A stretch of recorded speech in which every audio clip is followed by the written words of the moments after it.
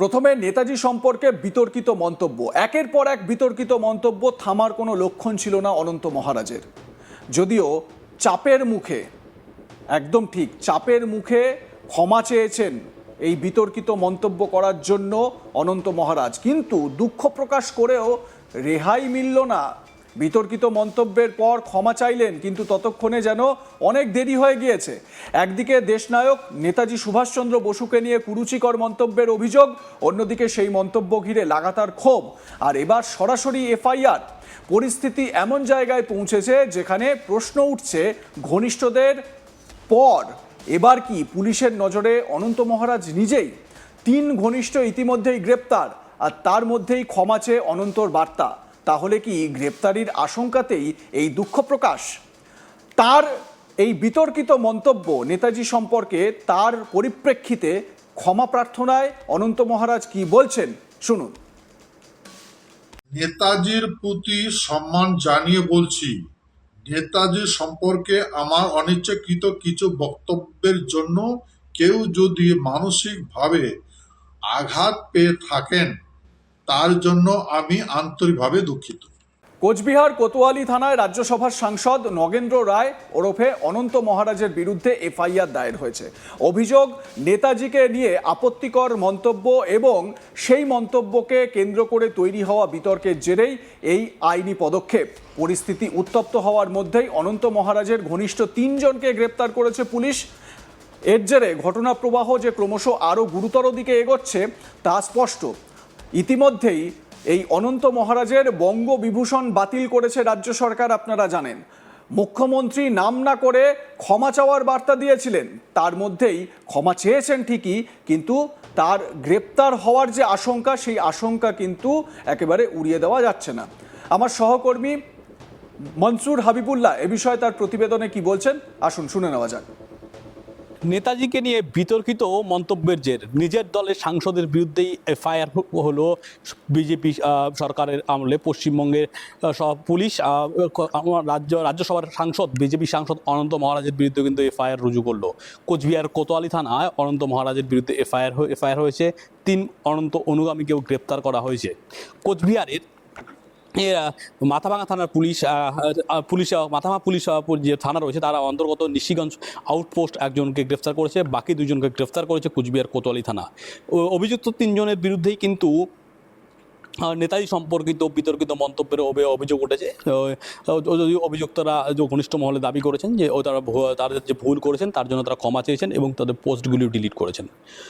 কোচবিহারে হঠাৎ করে নেতাজি সম্পর্কিত বিতর্কিত মন্তব্যের করার একাধিক দেখা যায় যে অনন্ত মহারাজের যে রয়েছে রাজ্যসভার সাংসদ, তার অনুগামীরা তাদের অনুগামীদের অনেকেই কিন্তু নেতাজি সুভাষচন্দ্র বোস সম্পর্কে নানা রকম অপ্রীতিকর মন্তব্য সোশ্যাল মিডিয়ায় করতে থাকেন। তার নেতাজি সুভাষচন্দ্র বোসকে ঘিরে নানা মন গড়া ঐতিহাসিক তথ্য দিতে থাকেন, যে নিয়ে কিন্তু সমালোচনার ঢেউ শুরু হয়ে যায়।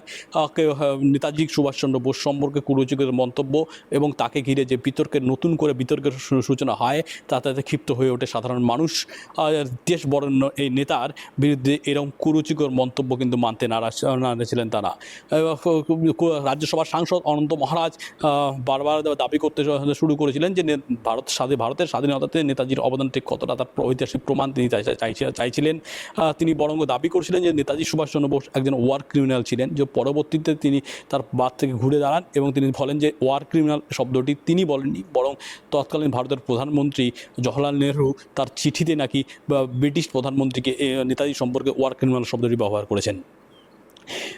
যে নেতাজি সুভাষচন্দ্র বোস এবং তার আজাদ হিন্দ বাহিনী যাদের লড়াইয়ের জেরে ব্রিটিশ সাম্রাজ্যের ভিত কেঁপে রয়েছিল, পরবর্তীতে দ্রুত ভারত ছেড়ে পালিয়ে যেতে বাধ্য হয় ব্রিটিশরা। সেই ব্রিটিশ এবং স্বাধীন হয় ভারত, সেই নেতাজি সুভাষচন্দ্র বোসের অবদানকে অস্বীকার করতে শুরু করা হয়। শুধু তাই নয়, তাকে ঘিরে নানারকম কুরুচিকর মন্তব্য করতে শুরু করে। এই নিয়ে কিন্তু জাতীয়তাবাদীরা, রাষ্ট্রবাদীরা এই বিষয়টি মানতে নারাজ। কেননা ভারতের স্বাধীনতা সংগ্রামে নেতাজির নাম স্বর্ণাক্ষরে লেখা থাকবে এবং সবসময় জল জল করছে তার নাম। দেশপ্রেমিক এই নেতার ভারতের স্বাধীনতার যে অবদান, সেই অবদানকে অস্বীকার করে তাকে ঘিরে যে বিতর্কিত পরিস্থিতি তৈরি করার অপচেষ্টা চলছিল, সেই অপচেষ্টার বিরুদ্ধে কিন্তু সাধারণ মানুষ গর্জে উঠছিল।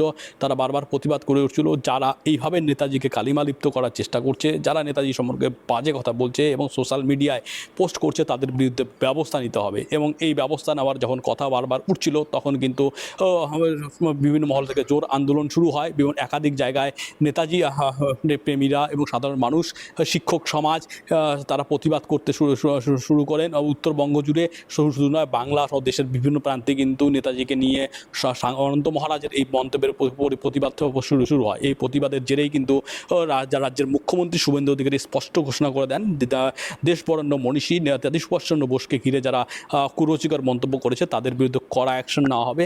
অতি দ্রুত তাদের পোস্টগুলিকে ডিলিট করতে দেওয়ার নির্দেশ দেন এবং তাদের বিরুদ্ধে কড়া আইনি পদক্ষেপ নেওয়ার ঘোষণা করেন। মুখ্যমন্ত্রী এই ঘোষণা করার পরেই কিন্তু রাজ্য প্রশাসন ও পুলিশ কড়া হাতে ব্যবস্থা নেওয়া শুরু করে। কোচবিহার সহ রাজ্যের বিভিন্ন প্রান্ত থেকে যারা নেতাজি সুভাষচন্দ্র বোসকে ঘিরে অপ্রীতিকর মন্তব্য করেছে তাদেরকে গ্রেপ্তারি করা শুরু হয়। কোচবিহারে সেই রকম গ্রেপ্তারি হয়েছে। কোচবিহারে শহরের নেতাজি স্কোয়ারের বাসিন্দা ছিল ওই হাই স্কুলের শিক্ষক, যিনি অনন্ত মহারাজের অনুগামী বলে পরিচিত, এবং তিনি সোশ্যাল মিডিয়ায় বারবার নেতাজি সুভাষচন্দ্র বোসকে নিয়ে নানা রকম অপ্রীতিকর মন্তব্য করেছেন, ভিডিও বানিয়েছিলেন। এবং আরও তার দুই অনুগামী যারা কোতোয়ালি থানার অন্তর্গত বাড়ি ছিল, তারাও কিন্তু এইভাবে নেতাজি সুভাষচন্দ্র বোসকে ঘিরে নানা মন্তব্য করতে থাকে। এইভাবে কিন্তু নেতাজি সুভাষচন্দ্র বোসকে ঘিরে যারা মন্তব্য করেছে তাদের বিরুদ্ধে অ্যাকশন নেওয়া শুরু হয়, তাদেরকে গ্রেপ্তার করা হয় এবং তাদেরকে আদালতে তোলা হবে। শুধু তাই নয়, নেতাজি সুভাষচন্দ্র বোসকে ঘিরে এই যে অবমাননাকর মন্তব্যের জন্য কিন্তু রাজ্য সরকার কড়া ব্যবস্থা নিয়েছে। বিগত মমতা বন্দ্যোপাধ্যায়ের সরকার অনন্ত মহারাজকে বঙ্গবিভূষণ সম্মান দিয়েছিলেন, সেই সম্মান ফিরিয়ে নেওয়া হয় এবং রাজ্য সরকার স্পষ্ট নোটিফিকেশন জারি করে জানিয়ে দেন যে অনন্ত মহারাজকে আর রাজ্য সরকারের দেওয়া সেই পুরস্কার তারা ফিরিয়ে নিলেন। শুধু তাই নয়, এই মুখ্যমন্ত্রী এই ঘোষণার পরেই কিন্তু দেখা গেল কোচবিহারের কোতোয়ালি থানায় অনন্ত মহারাজের বিরুদ্ধে কিন্তু FIR দর্জ হলো। এখন দেখার যে অনন্ত মহারাজ গ্রেফতার হন কিনা। বিভিন্ন মহলে কিন্তু বারবার দাবি উঠেছে যে অনন্ত মহারাজকে গ্রেপ্তার করতে হবে। যদিও যখন একের পর এক প্রশাসনিক চাপ বাড়তে থাকে, তার একাধিক অনুগামী গ্রেপ্তার হতে থাকে, তখন কিন্তু সোশ্যাল মিডিয়ায় এসে অনন্ত মহারাজ ক্ষমা চেয়েছেন। তিনি ক্ষমা চেয়ে ভিডিও বার্তা দিয়েছেন। সেই ভিডিও বার্তায় তিনি স্পষ্ট জানিয়েছেন যে নেতাজিকে নিয়ে তার মন্তব্যের জেরে কেউ যদি আঘাত পেয়ে থাকেন তিনি ক্ষমা প্রার্থী।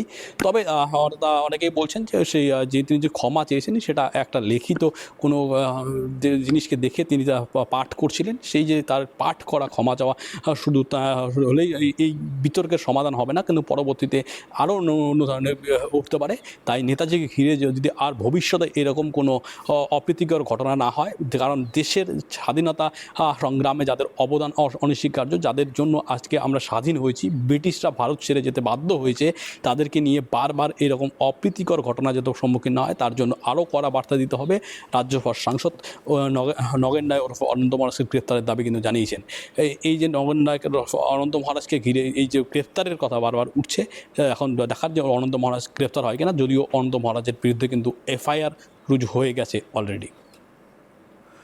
আপনাদের মতামত জানাতে ভুলবেন না। দেখতে থাকুন আজ তাক বাংলা, সাবস্ক্রাইব করুন আমাদের ইউটিউব চ্যানেলটি।